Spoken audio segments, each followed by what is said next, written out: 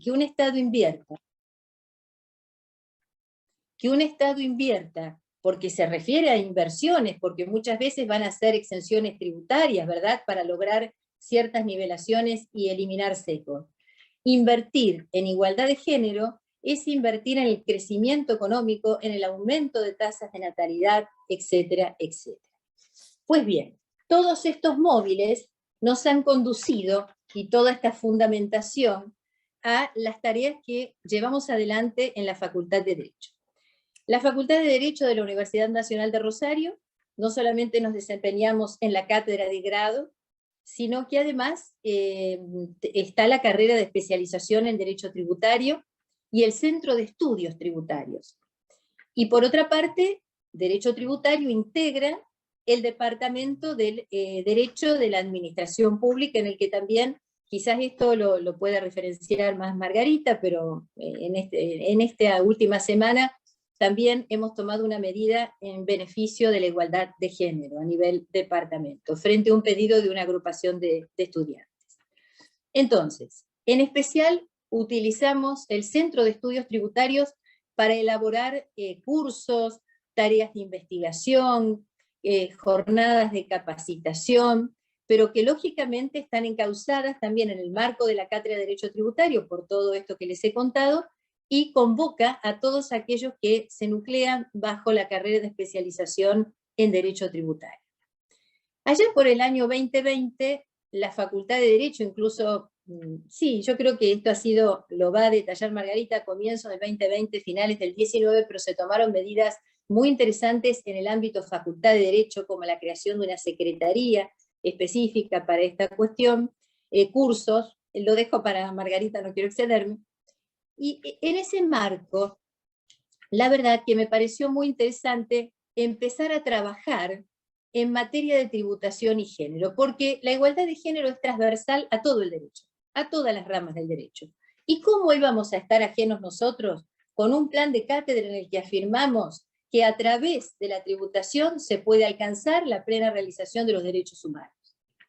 Entonces, lo primero que hicimos en ese año, en el 2020, fue un conversatorio en el que el Centro de Estudios de Derecho Financiero y Tributario de la Universidad de Buenos Aires estuvo más que presente. Convocamos al doctor Horacio Corti, convocamos también a la Cátedra de Derecho Financiero de nuestra facultad e invitamos a quien preside este Instituto de Estudios Fiscales en España, en Madrid, y es profesora titular en la Universidad Complutense, que es la doctora, como les contaba, María Cristina García Herrero Blanco. Fue muy interesante porque se vio la situación del sistema tributario argentino frente a la igualdad de género, del derecho presupuestario. En materia presupuestaria, en especial en el último presupuesto, se avanzó mucho, pero falta hacer todo en materia tributaria.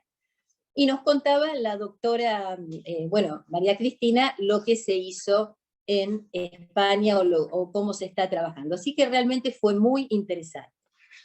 La verdad que nos quedamos las dos, y bueno, todo el grupo al que, digamos, participó, muy entusiasmadas y entusiasmados, y en el presente año, cuando empezamos a diagramar los ejes de investigación del centro de estudios, los ejes también de capacitación en la cátedra y en la carrera de especialización, dijimos, uno de ellos va a ser tributación y género. Y entonces hasta quisimos implementar una diplomatura, pero luego la Facultad de Derecho tiene, diríamos, una plataforma, una resolución vigente que requiere 120 horas cátedra, y nos parecía que por el momento quizás requería un mayor desarrollo, pero no hemos perdido el norte y en breve creo que con Margarita tomaremos la pluma para ello. Pero entonces en el presente año avanzamos un poco más e hicimos un curso de posgrado de 12 horas de dictado, el que le falta una exposición, una clase, y luego lo finalizamos, de dictado sincrónico virtual, dada la realidad COVID, y que eso permitió también convocar a muchas personas que van más allá de la geografía de Rosario.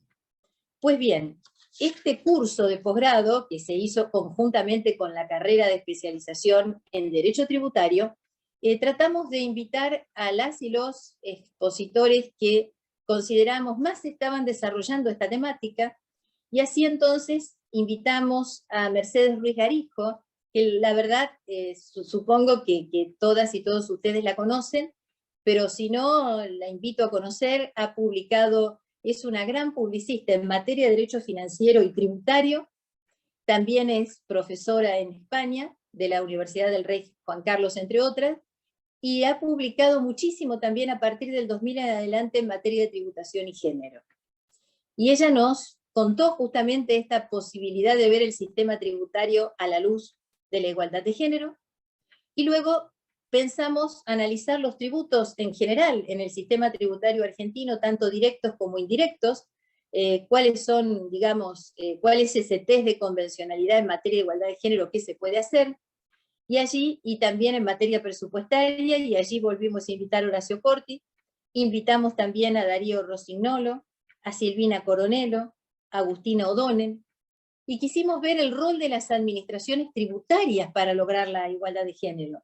E invitamos a Alejandro Juárez, que integra el CIAT, y nos ilustramos enormemente respecto de la jurisprudencia a nivel derecho comparado y a nivel nacional que aplique las cuestiones de género, en especial relacionadas con la tributación.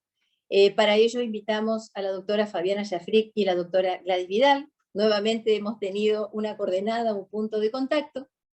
Y por otra parte nos queda pendiente la visión final que hará un poco contándonos la experiencia de España en la última clase, que será el lunes 13 de diciembre, la doctora García Herrera, Cristina García Herrera Blanco. Pero bueno, como no nos podemos quedar quietas, dijimos, pero si nuestra idea es lograr que a través de la tributación realmente se puedan alcanzar los derechos humanos y que los sistemas tributarios no tengan sesgos ni explícitos ni implícitos que realmente se opongan al bloque constitucional convencional. Entonces presentamos para modificar las normas tributarias de la provincia de Santa Fe y colocarlas en valor con la Constitución y con los tratados internacionales institutivos de derechos humanos, y además también hacer un aporte respecto de los impuestos nacionales que Santa Fe coparticipa. Previo a ello, hacer todo una recopilación, un análisis de las experiencias en el derecho comparado para nutrirnos de los buenos ejemplos y ver cómo aplicarlos en el derecho tributario argentino. Esto fue visto con muy buenos ojos por el decano de la Facultad de Derecho, que Hernán Bota, quiero reiterarles, nos apoya en todas nuestras propuestas, y se presentó a la provincia de Santa Fe, que también tuvo mucho interés, y justamente hoy a la tarde terminamos de armar cuestiones formales con Margarita, y yo ya lo he presentado para que den el ok, y probablemente podamos tener un financiamiento del Consejo Federal de Inversiones para esta tarea, porque vuelvo a decir que invertir en igualdad de género es lograr crecimiento económico en forma directa por la mayor participación de la mujer en la actividad económica. Con lo cual, pues bien, esto en términos generales es lo que venimos haciendo, y en la última reunión de departamento que tengo el gusto de poder coordinar con la doctora Raquel Añanac, y este departamento que integra derecho tributario, derecho financiero y derecho administrativo, aprobamos de manera realmente favorable un pedido que hizo una de las agrupaciones de la Facultad de NEI de adaptar los programas de las materias, en este caso que integra el departamento, a criterios de igualdad de género, sin tocar contenidos mínimos, pero incluso incorporando bibliografía en tal sentido, etcétera, etcétera. Cuestión que, vuelvo a decirles, la doctora Zabalza les va a comentar aún más, y en ese marco vamos a hacer, a través del departamento, con todas las materias que lo integran, también para el 2022, un curso de perspectiva de género respecto de estas disciplinas. Bueno, esto es lo que hemos hecho. Estoy a 2 minutos de mi tiempo asignado. Agradezco enormemente este espacio y que me hayan escuchado. Muchísimas gracias, Gabriela, por tu tan interesante exposición. Ahora vamos a presentar a Margarita Zabalza.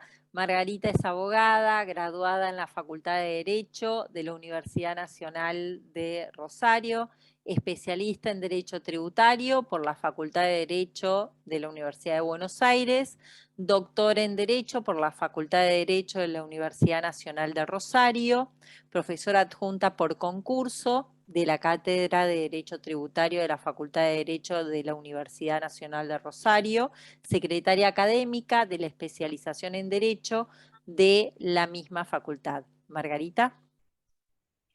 Bueno, muchas gracias, Fabiana. Tengo que hacer una corrección porque todavía no tengo el título de doctora, estoy en el proceso de trabajo de la tesis, no me quiero arrogar un título que no me corresponde, así que debe haber habido algún error cuando tipié que te mandé el currículum. Bueno, muchísimas gracias a Gladys y a Fabiana, y obviamente en cabeza de ellas dos a todo el Centro de Estudios. La verdad que estuvimos con ellas en contacto todo este tiempo, porque sea con Gladys a través de la comisión de profesores de la asociación, que está Gabriela también, y ahora con este curso que recién les contaba Gabriela, que la verdad que fue un gran desafío, y las dos aceptaron rápidamente nuestra propuesta, así como muchas otras docentes o otros docentes. La verdad que es un gusto y una alegría inmensa poder empezar a transitar estos caminos, digamos, comunes, que nos vinculan desde otro punto de vista, no en lo específico del derecho tributario, donde ya nos hemos encontrado en muchas oportunidades, sino también en esta temática puntual que por lo menos nosotras, y esto sí hablo por mí, porque la verdad que pido disculpas si alguna vez uso un término que por ahí ofende o no corresponde, porque la verdad que estoy aprendiendo, siempre lo decimos con Gabriela, estamos aprendiendo en toda la cuestión de la aplicación de la perspectiva de género en la enseñanza del derecho tributario. Si bien uno trata de tener o intenta tener una conducta coherente con ello en todos los ámbitos de la vida, a veces en esta deconstrucción, dirían, quienes están mucho más inmersos en la cuestión de la perspectiva de género, uno comete errores, digamos, nos equivocamos con algún término y demás, así que bueno, ante eso pido disculpas por anticipado. No sé no probé si puedo compartir la pantalla, tenía unos datos, porque sí puedo, ahí está. Como bien les contaba recién Gabriela, lo mío es rápido y sencillo, pero quería mostrarle algunas cuestiones que me parecían importantes que se vienen trabajando en la facultad. La verdad es que todo lo que empezamos a pensar y a charlar con Gabriela desde el año pasado, el 2020, que nos agarró en un momento complicado a todos, no es casualidad, digamos, o solo porque teníamos tenía la inquietud Gabriela, que la trasladó a la cátedra como titular, que eso sí es así, pero también la Facultad de Derecho en particular ha tenido una política desde mediados del 2019 o antes, en abril, cuando asume la nueva gestión el decano actual, que se crea una Secretaría Específica de Derechos Humanos, Políticas de Géneros y Diversidad. Algo semejante existe a nivel de un área en la Universidad Nacional de Rosario, donde es un área de género y diversidad, que por supuesto, digamos, a lo que voy, no es aislado lo que sucede en la facultad nuestra, ni tampoco lo que venimos trabajando en la cátedra. La verdad que en ese sentido, la Secretaría de Derechos Humanos, yo la había invitado a la Secretaría de Derechos Humanos, Marcela Mancini, que la verdad que nos viene apoyando y está siempre al pie de cañón cuando queremos organizar o trabajar algún tema en particular. Estuvo complicada y no pudo, tenía otras actividades ya programadas, así que fue difícil. Revisando un poco la cuestión del área en particular, que por qué a nosotros con Gabriela cuando charlábamos cómo contarles un poco y cómo ver, digamos, la cuestión de la perspectiva de género en el derecho tributario en particular, con lo que nos toca a nosotras en esto desde la enseñanza del derecho tributario, hay toda una discusión respecto de la enseñanza del derecho, ¿sí? En general, la enseñanza del derecho con la perspectiva de género. ¿Por qué? Porque, digamos, los abogados, las abogadas somos quienes interpretamos las normas, las aplicamos, ¿sí? Si somos jueces, estamos desde el lado de la administración pública asesorando o litigando a favor de la administración pública, y también, por supuesto, en la defensa de, en nuestro caso, lo tributario, los contribuyentes, en el resto sean empleados, empleadores, digo, derecho laboral, en las cuestiones familia, lo que sea. Entonces, trabajamos continuamente con la interpretación y aplicación de las normas. Entonces es importante empezar a trabajar, digamos, a construir este camino que por supuesto va a ser lento probablemente, digamos, porque ya hace mucho tiempo que muchas mujeres principalmente lo vienen trabajando, de cómo remover algunos obstáculos hacia ello. Y las dudas surgen siempre, digamos, o los temores, a lo mejor, más que nada de los docentes varones, ¿sí? En aplicar algunos contenidos, como contaba recién Gabriela, de este proyecto de una agrupación estudiantil presentado en el Consejo Directivo, donde solicitan al Consejo, digamos, este diálogo con los departamentos para que las materias que comprenden los departamentos incorporen contenidos de género. Yo no puedo reproducir las discusiones que he tenido, por ejemplo, con colegas de la materia sociedades, por ejemplo, respecto de eso, porque hay como un temor a discutir la cuestión de género, a que el Estado se meta a definir cuántas mujeres tiene que haber en un directorio o no, y la verdad que no es esa la discusión. No es la discusión, tiene que haber si son 5 o 3, son 6, 3 y 3, digamos. Me parece que es mucho más profunda. Ya el hecho de poner la discusión sobre la mesa, ya me parece hasta altamente positivo, sobre todo vuelvo a lo mismo en las facultades de Derecho. Eso es lo que empezó a hacer, lo que se empezó a trabajar en la Facultad de Derecho desde el año 2019, donde de alguna manera la idea es formar, digamos, promover la formación, en particular una de las cuestiones que se propuso la Secretaría es promover la formación, en nuestro caso, docentes. Y en eso ha trabajado profundamente. ¿Promover en qué sentido? Bueno, que entendamos a qué queremos llegar, digamos, cuando hablamos de esta cuestión de la enseñanza con perspectiva de género, o sea, dónde vamos y poder reconocer la realidad en donde tenemos una facultad en que la mayoría de sus cátedras están, sus titulares son varones y hay mucha más cantidad de cargos, sobre todo más altos, varones que mujeres. Ahora les voy a contar un poquito sobre eso. Para eso se trabajó con capacitaciones, sensibilización y demás, fundamentalmente que Gabriela lo tuvo que hacer como titular de cátedra. El año pasado se hizo capacitación obligatoria respecto de la ley Micaela. Ustedes saben que el SIN adhirió a la aplicación de la ley Micaela, entonces todas las universidades estaban comprometidas en esta cuestión. Bueno, en Derecho se cumplió en medio de la pandemia, se realizó el curso. Digo, los titulares no son todos con el pensamiento de Gabriela. Imagino que en la UBA, en Tucumán mismo, Adolfo nos contará, en todas las universidades pasa probablemente lo mismo, y a veces es complejo abordar esas cuestiones, ¿no es cierto? Otra cuestión importante que la Facultad de Derecho tiene, ya muy anterior, porque es desde el año 2014, regulado por Consejo Directivo, se creó un procedimiento de atención de situaciones de violencia sexual, ¿sí? Bueno, basada en cuestión de discriminación, no solo de género, también de identidad de género u orientación sexual amplio. Y la verdad que este procedimiento yo, además de ser docente, soy consejera directiva por el claustro docente, y hace varios meses atrás, principios de este año me parece que fue, nosotros tuvimos en el consejo una presentación.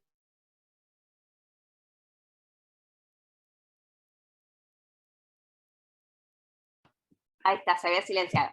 Tuvimos una presentación en el Consejo Directivo, las personas a cargo del procedimiento, porque un aspirante a adscripto, no tenía ni la categoría de adscripto y por ende no tenía un cargo rentado en la facultad, tuvo una serie de denuncias de una materia respecto de discriminación y de violencia sexual.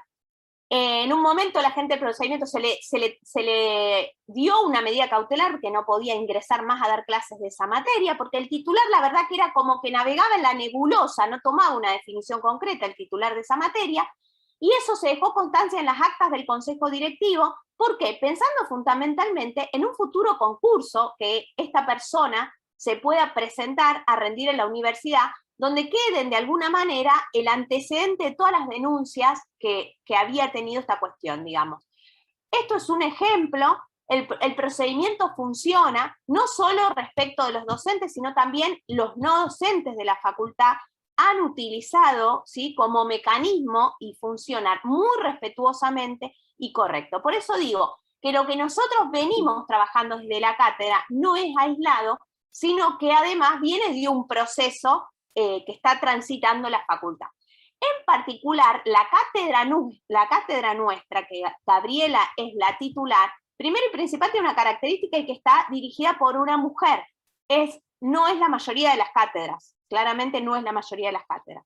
De los 15 docentes que integramos la cátedra, 8 somos mujeres y 7 varones, tampoco es lo normal. Lo normal es bastante menos cantidad, o sea, nosotros tenemos un 53% de integrantes mujeres en la cátedra. Y de los docentes adjuntos, 2 somos mujeres y 2 son varones. El resto de los cargos, entre JTP y ayudantes de jefe de trabajo práctico y ayudantes de primera, está repartido de forma bastante igualitaria entre el resto. Digo, es una cátedra que se puede decir, por lo menos desde el 2011 en adelante, que se hicieron 2 o 3 concursos, ya me perdí, varios concursos, y muchos docentes concursados, ese es otro dato importante. Es una cátedra que tiene una mirada, ¿sí?, digo, no por casualidad, una mirada distinta. Para que ustedes tengan una idea, algunas otras cátedras que este relevamiento, si bien lo hice yo, la Secretaría de Género y Derechos Humanos tiene un proyecto de investigación vinculado a la enseñanza y hace un análisis de los programas de las materias y composiciones de las cátedras, del que tomé esta información para contarles un poquito. Por ejemplo, la Cátedra de Procesal Penal, que es una cátedra grande, ¿sí?, por la cantidad de docentes, tiene un 32% de mujeres, ¿sí?, y tiene de los 10 cargos de adjuntos, 3 son mujeres y 7 son varones. El titular es un varón. La Cátedra de Derecho Penal 1, una tercera parte del cuerpo docente es mujeres, ¿sí? Si bien la titularidad es doble, un varón y una mujer, ¿sí?, los adjuntos son 2 mujeres y 13 varones. Fíjense la diferencia. Los JTP hay más mujeres que varones, 4 mujeres, 2 varones, ¿sí? Derecho al Trabajo y Seguridad Social, el titular es un varón, son 9 comisiones, en una sola está a cargo una mujer. Hay 14 cargos de adjuntos, 14 cargos docentes, de esos son 5 adjuntos, 3 varones, 2 mujeres. Y eso se va repitiendo. Eso no se da en las 2 cátedras de familia. Fíjense que todo esto también no es por casualidad las cátedras como las vemos compuestas. En Derecho de Familia, las 2 cátedras es un 60-40, 60 mujeres, 40 varones, y están integradas por titularidades entre hombres y mujeres. Derecho Constitucional, fíjense esto porque la verdad que 2 cátedras tenemos también. En las 2 los titulares son hombres. En una hay 10 docentes, de esos son 9 varones y una mujer. En la otra, 10 docentes, 2 mujeres, 8 varones. O sea, el 20% apenas está compuesto por mujeres. Una cátedra como Derecho Constitucional, ¿sí? Y después la otra parte, el Derecho Constitucional, que aborda específicamente los derechos humanos, hay una de las cátedras que tiene una importante composición de mujeres, que está a cargo de la doctora Ana María Figueroa, que tiene un 66%, y las otras 2 al revés, 40 mujeres, 60 hombres, y la cátedra C es 17% mujeres, 83% de hombres. O sea, esto, lo que se da en la cátedra nuestra, no es lo común, y eso ha permitido que nosotros empecemos a trabajar algunas cuestiones, no solo en la cátedra de grado, sino también a introducirlas muy de a poquito en la especialización de posgrado. La materia nuestra tiene un plan de estudios vigente el año 2016, nosotros a partir de en el 2015, para arrancar en el 2016, se modificó el plan de estudios, ¿sí?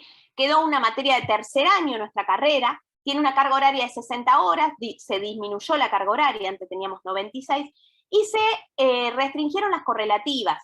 Antes Derecho Tributario era una materia que muchos alumnos la rendían al final de la carrera porque no tenía correlatividades. Ahora eso no puede ser más porque se requiere tercer año para seguir avanzando, y las que pide como correlativas es Finanza y Derecho Financiero, Derecho Constitucional, que está en primer año, y Economía Política. Para nosotros eso ha sido una dificultad, porque por ejemplo no pide derechos humanos.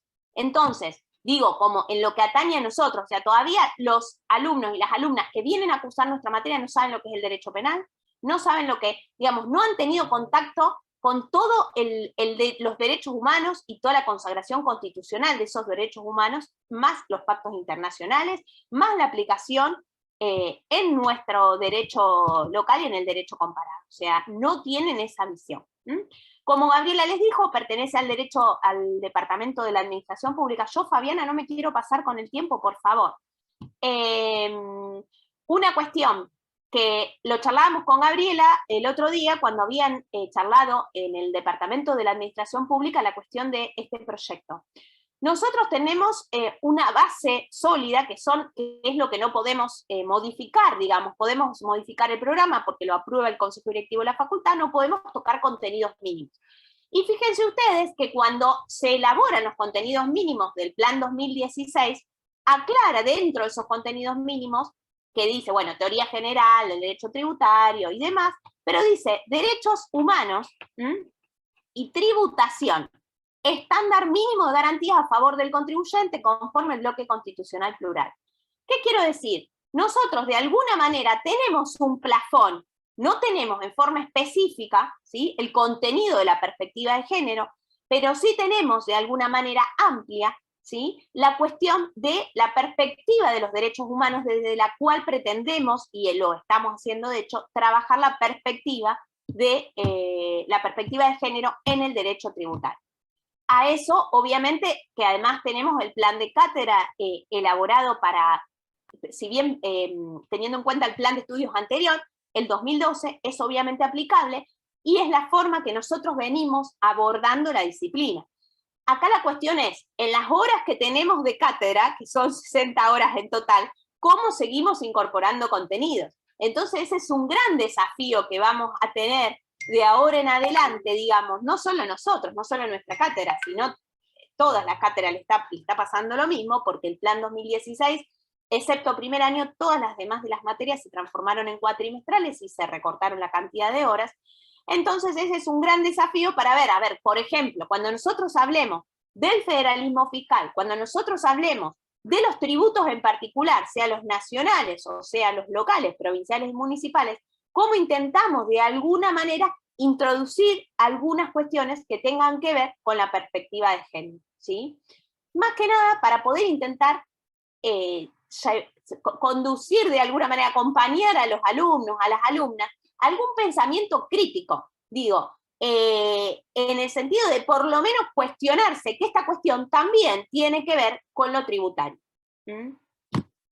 Cuando lo último, y termino, así le damos lugar a quienes siguen, el último análisis que hice un poco del programa vigente del 2016 es el análisis de la bibliografía y de la jurisprudencia. Por supuesto que en la jurisprudencia que nosotros estamos utilizando ahora, que si bien la venimos actualizando, no tenemos jurisprudencia específica, sí está como sugerencia el fallo Cisneros, pero bueno, es una cuestión que nosotros podemos, y sobre todo después del dictamen del departamento.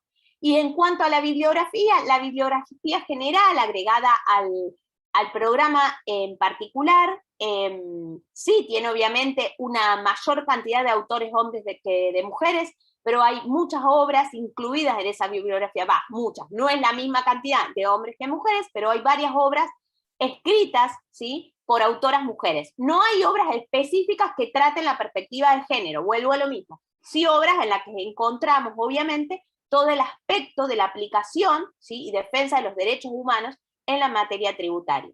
Lo que sí también tenemos acompañando ese programa, que es el aprobado por Consejo Directivo, el plan de cátedra, donde ahí sí hay bibliografía sugerida por ejes temáticos en la que está dividido la materia, constitucional, penal, formal, etcétera, donde ahí sí hay se nota que hay mucha mayor bibliografía de la materia en particular, escrita por mujeres, obviamente donde se incrementa el número, ¿sí?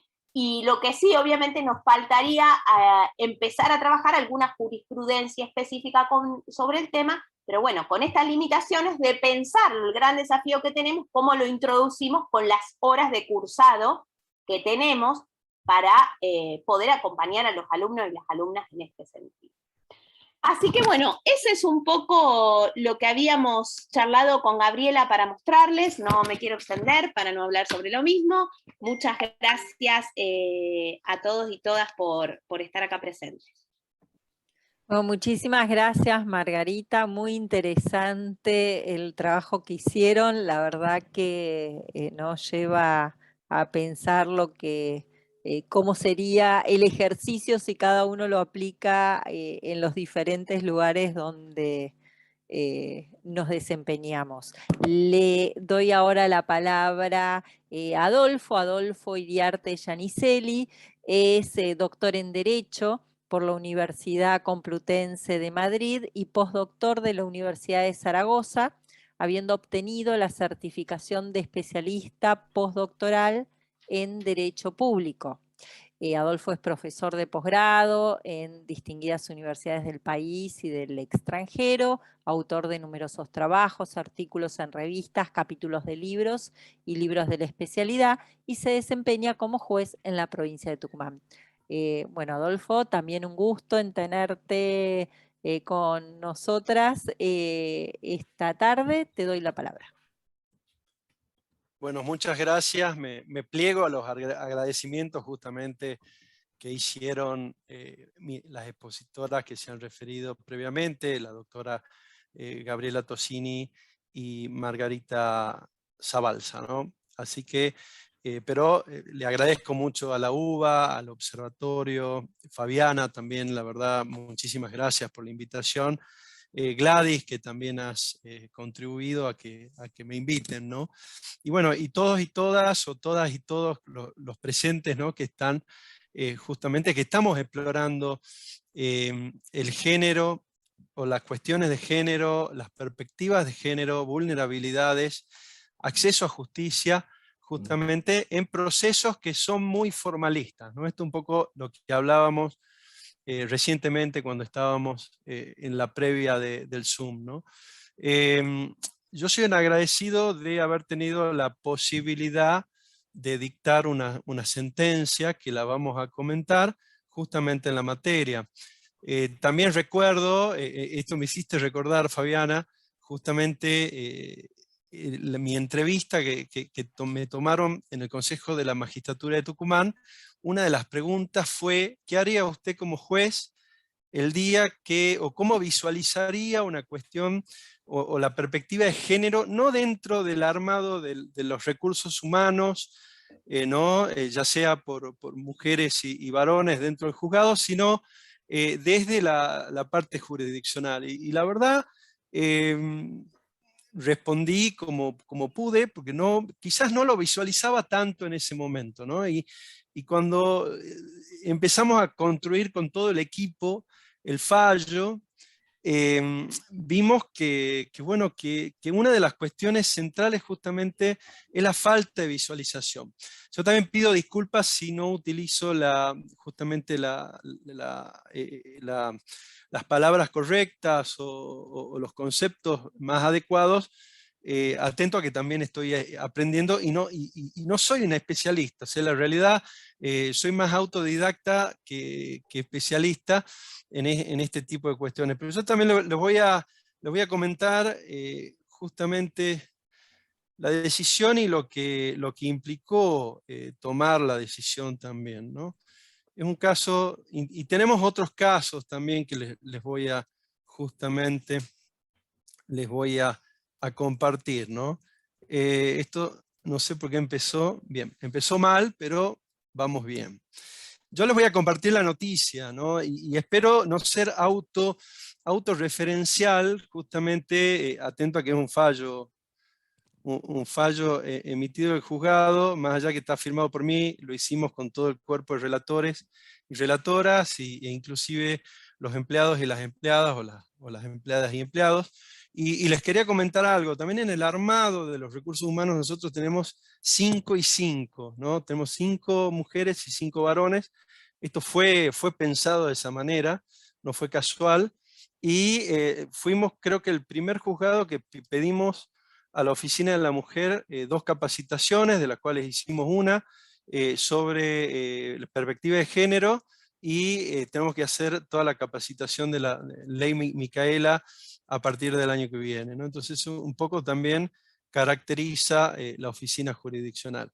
Usted me preguntará qué tiene que ver la materia de la ejecución fiscal con, o cómo se visualiza la ejecución fiscal con la materia género, vulnerabilidad, e incluso nuestra materia, no tanto desde el derecho financiero, sino desde puramente el derecho tributario. Bueno, es un poco lo que vamos a justamente a desentrañar. Este es el mapa de procesos, no sé si se está viendo, Fabiana, ¿no? Donde hay diferentes leyes aplicables, tenemos el acceso, los organismos fiscales a través de multas, de impuestos, de otras multas vinculadas con las audiencias de mediación. Ya vamos a ver, porque el caso tiene que ver con ello, es un recurso del Estado.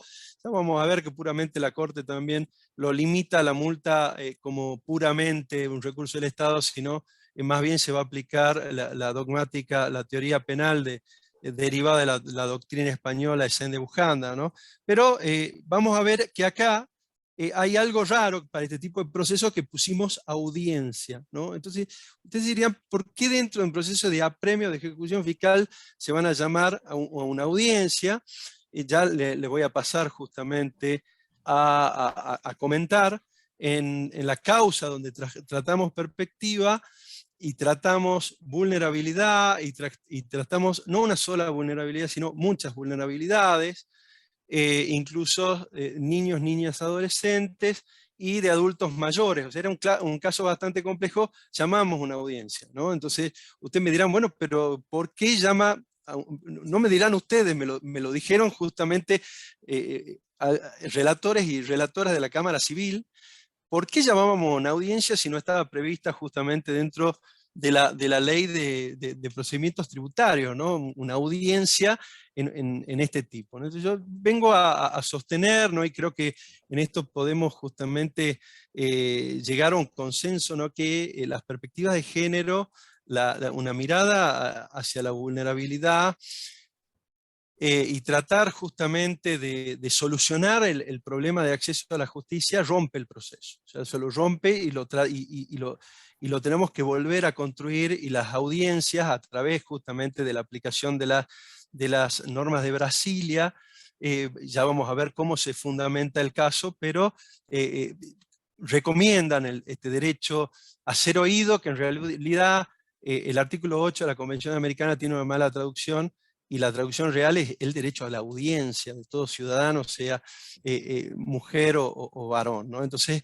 eso también para tenerlo en cuenta, porque una audiencia, y creo que en la audiencia la inmediatez de los magistrados y magistradas con el caso y con la persona que puede estar teniendo algún tipo de vulnerabilidad, creo que es central. Ahí nos damos cuenta de muchas cosas, y bueno, me pasó particularmente con esta causa, ¿no? Esto vamos a pasar rápido, un poco de teoría o doctrina, ¿no? Sobre los diferentes estados de derecho, la materia tributaria, ¿no? Y lo que me interesa que veamos es justamente desde dónde vamos o analizaría o debemos pararnos. Es decir, nosotros tenemos tres niveles comprensivos desde el punto de vista evidentemente educativo, no es tan lineal, pero un Estado de derecho legal, donde previamente existía una relación de poder, un Estado de derecho legal que solamente la ley era lo que marcaba la relación tributaria, sea abusiva, no abusiva, haya arbitrariedad o no. Y después, bueno, el Estado de derecho constitucional, de alguna manera, ahí está Nuremberg, según Ferraioli y según Vigo también va a marcar esta nueva mirada del derecho hacia un Estado de Derecho constitucional. Hoy podríamos, digamos, trabajarlo desde el Estado de Derecho convencional. ¿Y qué implica esto? En vez de partir de la Constitución, vamos a partir de los tratados internacionales que están mencionados, de Declaración Americana de Derechos y Deberes del Hombre, Declaración Universal de Derechos Humanos, la Convención Americana sobre Derechos Humanos, el Pacto Internacional de Derechos Económicos, Sociales y Culturales, el Pacto Internacional de Derechos Civiles, Políticos y su protocolo facultativo, la Convención sobre Eliminación de todas las formas de discriminación de la mujer, la Convención sobre los Derechos del Niño, y la Convención Interamericana sobre Protección de los Derechos Humanos de las Personas Mayores.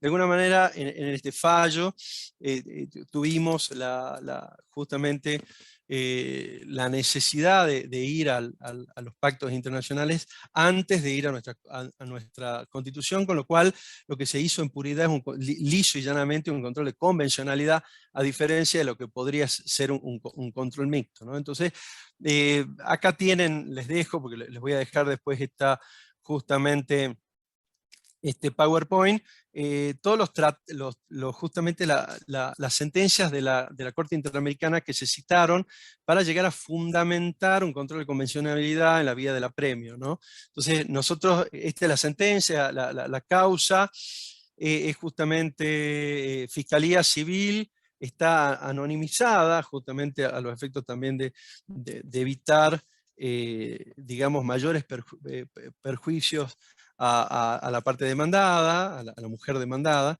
y sobre cobro ejecutivo, sobre ejecución fiscal, ¿no? Entonces, partimos evidentemente de la sentencia de Mirna Marchán versus Guatemala, a Modercina Arellano, trabajadores cesados, que de alguna manera justifican esto de control, de que primero se empezó la Corte a trabajar el control de compatibilidad, y pasó lisa y llanamente a sostener un control de convencionalidad y a bautizarlo de esa manera, y de hecho a Canosa Ucera, en un libro Control de Convencionalidad, dice que los experimentos, digamos, constitucionales franceses o de los tribunales franceses se trasladaron a Latinoamérica justamente a la Corte Interamericana de Derechos Humanos, donde empezaron a crear esta doctrina del control de convencionalidad, ¿no?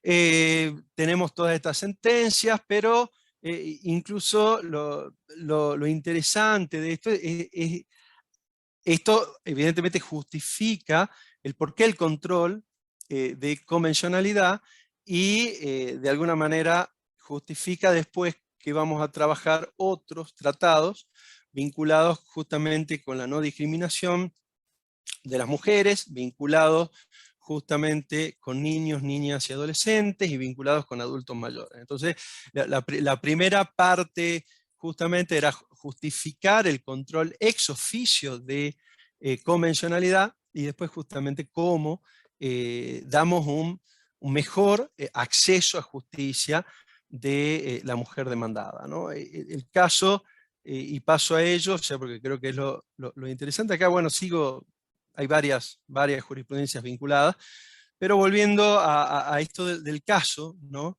Pero previamente, he visto, y esto hago una pequeña digresión, he visto una ausencia de jurisprudencia tributaria dentro del compendio de fallos remitidos para el primer análisis de sentencia con perspectiva de género. Esto creo que también es interesante empezar a buscarlas, porque se mandaron muchísimas, yo sé, de materia laboral, solamente se publicaron en materia penal. Evidentemente hay una mayor visualización, pero esto también detalla que tenemos que trabajar mucho en empezar a visualizar, aparte de los casos, las sentencias que existen, ¿no? Entonces esto un poco, no es crítica, está buenísimo que se haya presentado este compendio, pero creo que el mismo no tiene la cantidad de todas las sentencias que deberían existir, o que existen sobre la materia en Argentina, menos en Latinoamérica. Y aparte, otra cuestión, creo que del observatorio, de los trabajos que Gabriela anunciaba que se están haciendo de su cátedra, me parece que es excelente para empezar justamente a visualizar todas las sentencias de un repertorio de fallos que podemos involucrarnos a la materia tributaria, ¿no? Esto es un poco la noticia que compartí, donde fue la segunda sentencia con perspectiva. La causa tiene que ver con una multa de 20.000 pesos a una mujer en estado de vulnerabilidad. Se aplicó el control de convencionalidad y perspectiva, pero era bastante, lo cuento rápidamente, la causa, justamente. Ustedes piensen que nosotros recibimos en el juzgado, en el expediente que ya estaba iniciado, que era un título, o sea que no visualizábamos el problema de vulnerabilidad, ni el problema justamente que se podría aplicar perspectiva de género, pero la mujer presenta que es discapacitada, lo leo textual, ¿no? O sea, tal cual su escrito, que he tomado conocimiento del juicio del rubro, que no he podido asistir a la audiencia de mediación por razones de salud, de las que informé a mi abogado en ese momento, que realmente carezco de todo bien de fortuna, vivo en la casa de mi padre de 84 años que sufre Alzheimer, dedicándome a su cuidado. Mis hijos son menores de edad, uno de los cuales padece una pérdida progresiva de visión, todo acreditado, inclusive con su certificado de discapacidad, ¿no?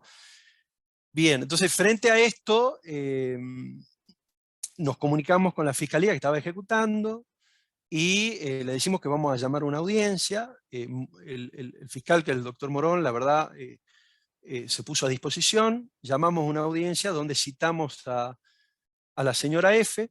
La señora F no tenía dinero para ir a la audiencia. El señor fiscal le facilitó el dinero para que asista.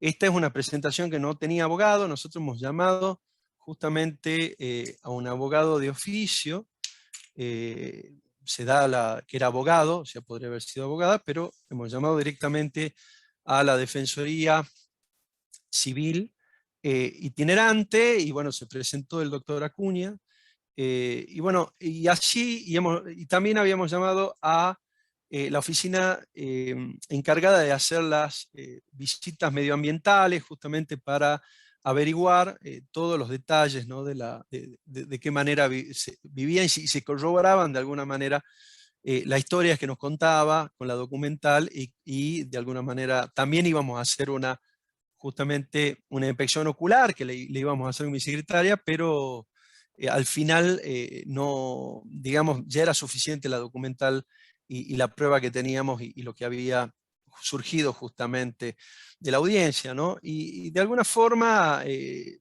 estado de vulnerabilidad estaba acreditado, y lo que se denomina intersección de múltiples vulnerabilidades. O sea, había muchas vulnerabilidades, múltiples vulnerabilidades que hacían darle un tratamiento especial a la causa, ¿no? ¿Qué instrumentos internacionales o doctrina tomamos, más allá de todos los fallos del control de convencionalidad? Bueno, nos formamos directamente con Graciela Medina, Acceso a la Justicia de Personas en Condición de Vulnerabilidad o de Hipervulnerabilidad. Tiene varios, como este texto, tiene justamente varios artículos en ese sentido. También el informe Trabajo, Educación y Recursos de las Mujeres, la ruta hacia la igualdad en garantía de derechos económicos, sociales y culturales.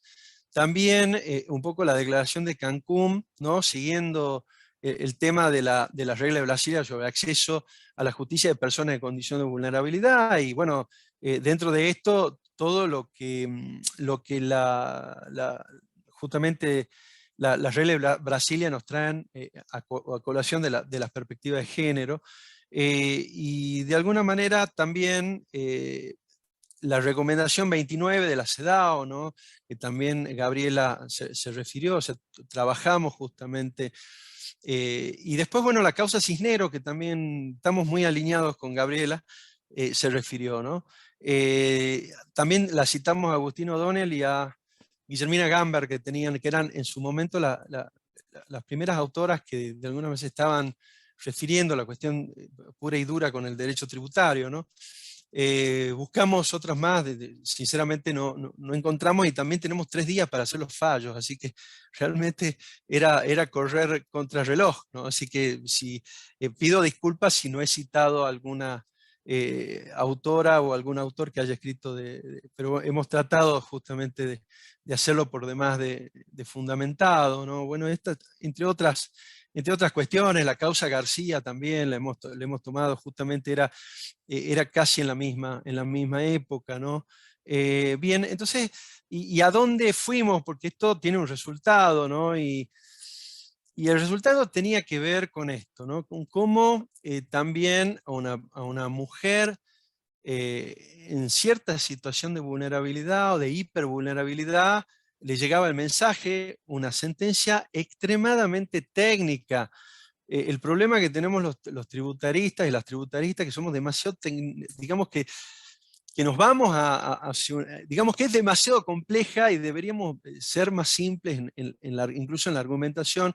Entonces, dentro de la resolución, justamente le destinamos un mensaje desde un punto de vista, ¿no?, de la claridad del lenguaje. Tratamos de hacerlo lo más entendible, es decir, me dirijo a vos y aprovecho esta oportunidad y te comento que decidimos rechazar la demanda por la multa que te dijeron ibas a tener que pagar, porque considero injusto que no se haya tenido en cuenta tu situación personal de salud al no haber ido a la audiencia en que solicitabas alimentos para tus hijos menores, uno de ellos con discapacidad visual e incluso por cuidar a tu papá con Alzheimer, como nos contaste en la reunión que tuvimos. He tenido en cuenta a la hora de tomar la decisión que tus derechos están reconocidos como derechos humanos por razones de género, discapacidad, situación económica tuya y de tu familia, por los derechos de niños, niñas y adolescentes y por los derechos de los adultos mayores, tal como nos contaste. Por eso, yo considero que no tenés que pagar esa multa o esta multa, pero para que esto pase debemos esperar 5 días hábiles sin que el señor fiscal se oponga a mi decisión. No se opuso, el fallo está firme de alguna manera, ¿no? Lamento tu preocupación, me recuerdo una mujer muy preocupada y que de hecho en el primer escrito que presenta, evidentemente con asistencia inclusive del fiscal, nos dice que recurre al Instituto del Pago a Mejor Fortuna. También lo analizamos, yo creo que no era aplicable en la causa, con lo cual directamente tomamos la tesis de la inexistencia de deuda. También tenemos un acápite especial destinado a los fallos de corte que para mí era inexistente, o sea, nunca debió haber nacido, no inaplicable, sino directamente inexistente, ¿no? Lamento tu preocupación y la verdad reconozco que has tenido una buena disposición de pago, pero te repito, entiendo que en esta causa no debes pagar nada.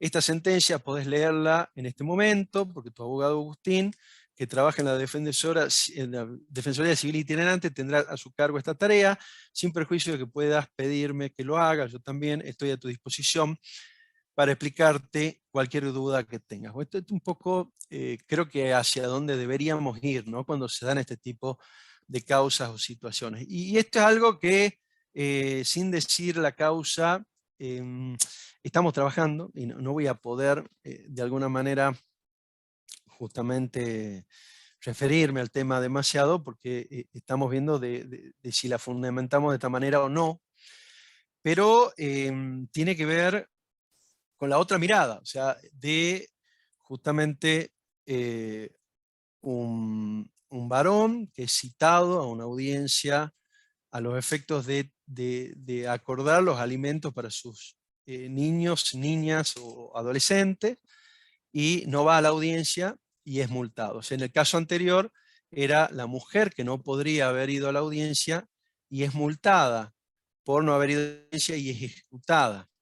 Más allá que podría haber habido algún tema de comunicación con el abogado a cargo, o la abogada a cargo, pero en realidad, que también lo tratamos en la sentencia, pero en este caso es un juicio previo a un juicio de alimentos, una multa, se notifica la multa, esta persona no comparece tampoco a ejercer su derecho. Cuando estaba por resolverla, nos damos cuenta que siguiendo la dogmática estricta penal, tendríamos que haber optado justamente por declarar de oficio la prescripción, estaba prescripta, según la teoría penalista, lo que me ha hecho reflexionar, y estoy reflexionando, y esta es una de las posibilidades o caminos justamente a tomar, ¿no?, donde no quiere decir que es el que vamos a seguir, desde luego se lo digo, sino tomarlos a los efectos académicos, ¿no? Más allá que las multas tengan una reconocida naturaleza penal o sean asimilables a la naturaleza penal, tesis por la cual me inclino, la multa aplicada a un presunto deudor alimentario por no asistir de manera reiterada a las audiencias de mediación donde se reclaman los alimentos para sus personas a cargo, artículo 26 del Código, niños, niñas, adolescentes, y por más que exista la arraigada idea de que la prescripción debe declararse de oficio en todo tipo de causas donde el objeto de discusión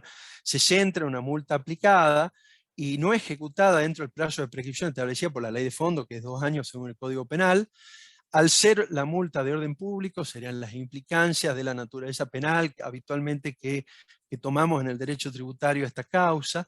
Considero que la implícita violencia de género, violencia económica, perdón, que implica no asistir justamente a una audiencia donde se trata de alimentos para sus niños y niñas adolescentes, y la perspectiva de género que surge de la causa, es el límite convencional que impide declarar la prescripción de oficio. Acá se trata de declarar o no declarar la prescripción de oficio, no si está prescripto o no, atento a que tampoco estamos obligados de subsanar la negligencia de una parte demandada, en este caso y con esta perspectiva, justamente que podría haberse defendido. En tanto, la naturaleza de la multa surge controvertida, estaríamos analizando absolutamente todas las tesis sobre la naturaleza de la multa, y no se observa vulneración de las garantías del derecho penal aplicable, más cuando la parte demandada nunca se presentó en juicio para ejercer su derecho de defensa, incluso dentro de los traslados corridos en relación con el control de convencionalidad realizado y el decreto que estableció que la causa se resolvería aplicando perspectiva de género. Estas dos cosas hicimos justamente para garantizar los derechos del demandado. Le avisamos que la mirada que íbamos a tener, primero el control de convencionalidad, que hacemos el mismo traslado previo de 8 días que prevé el Código Procesal Constitucional en Tucumán, a todas las partes, a todos los interesados, para escucharlos, y de alguna manera para tomar en cuenta después para la decisión, y a la vez, una vez que hemos tenido, justamente no se presentó, y una vez que tuvimos justamente esa certeza que no estaba presentado, hicimos una resolución vinculada a que la causa va a tener tratamiento con perspectiva de género.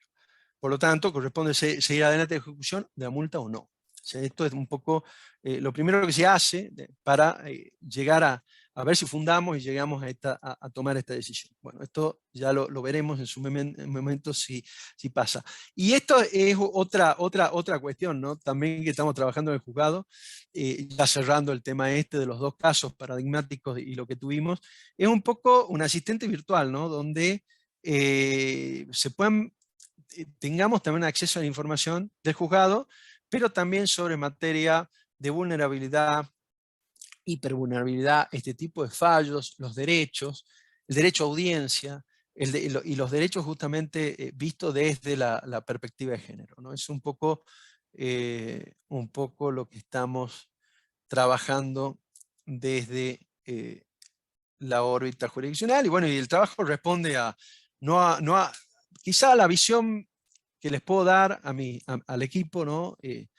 Pero esencialmente por el apoyo de todas las empleadas y empleados. Entonces eso tengo que agradecerles, varios están conectados, así que, y siempre insisto, acá hay un problema de visualización de los casos, más cuando los apremios tenemos una cantidad exorbitante de causas que son las que se están ejecutando. Entonces, si tendríamos algunas herramientas vinculadas justamente con la identificación del tipo de causa, yo creo que podríamos resolverlo en una audiencia, se podría justamente terminar todo, ¿no? Así que bueno, yo agradezco justamente que tengamos este tipo de encuentros y que podamos empezar a aprender a este tipo de cosas, ¿no? Nuevas y reconstruirnos, y por lo menos en lo que me toca, ¿no? Muchas gracias, Gladys, muchas gracias. Fabiana, bueno, estoy a disposición. A ver el tiempo, bueno, me pasé un poco, así que pido mil disculpas. Pero bueno, Fabiana, te dije que era medio larguero y que me interrumpas, ¿no? No, está muy bien, Adolfo. Agradezco tu exposición también. Nos lleva, ¿no?, a reflexionar como cada una de las exposiciones anteriores a qué pasa en nuestro nuestros ámbitos respecto a los temas que vamos planteando. Todos nos estamos desconstruyendo y estamos aprendiendo y reaprendiendo, y bueno, creo que eso es algo muy positivo, así que bueno, muchísimas gracias. Vamos a darle la bienvenida a Estefanía Pereira. Es abogada, especialista en Derecho Tributario por la Universidad Nacional de Córdoba, es escribana, también de la Universidad Nacional de Córdoba, profesora scripta en la Universidad Nacional de Rosario, en la materia privados 6 de Familia y Sucesiones de la Facultad de Derecho. Estefanía, muchas gracias por acompañarnos, te doy la palabra. Hola, buenas tardes a todos y a todos presentes. Fabiana de Cornijo, dijiste en la Facultad de Rosario, en la Facultad de Córdoba, el privado 6, te confundiste ahí con Margarita. Bueno, muchísimas gracias, gracias Ladis, la verdad que son la responsable de que esté acá. Muchísimas gracias por este espacio, un placer de compartir este panel con los presentes.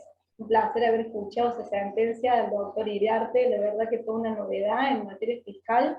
Esas sentencias, en términos claros, palabras claras, son comunes, por ahí las hemos visto a lo mejor en la justicia que tiene que ver con niñez. Y la verdad que escucharlo en un procedimiento fiscal es muy alentador, muy bueno su aporte. Bueno, yo quería compartirles pantalla, contarles un poquito la experiencia en Córdoba en relación a la cuestión de género, y no solamente la cuestión de género relacionada a los tributos, a las políticas públicas fiscales, sino también contarles un poquito en general qué medidas estamos viendo, se están adoptando en Córdoba en relación a la igualdad de género, medidas que tienen por fin igualar esta brecha de la que venimos hablando entre hombres y mujeres.